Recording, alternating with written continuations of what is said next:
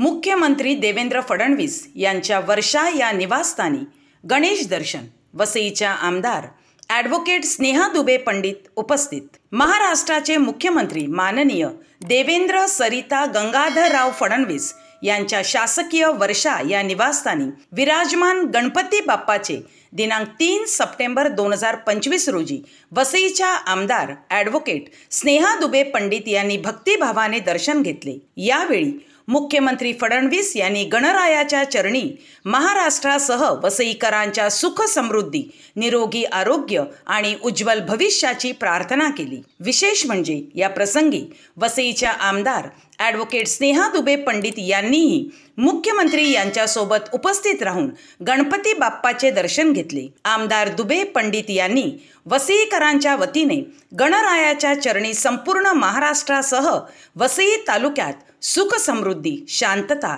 प्रगती आणि ऐक्याची प्रार्थना केली। मुख्यमंत्री फडणवीस यांनी यावेळी सांगितले की गणरायाच्या कृपेने महाराष्ट्रात सदैव सुख समृद्धी आणि प्रगतीचा दिवा प्रज्वलित राहो।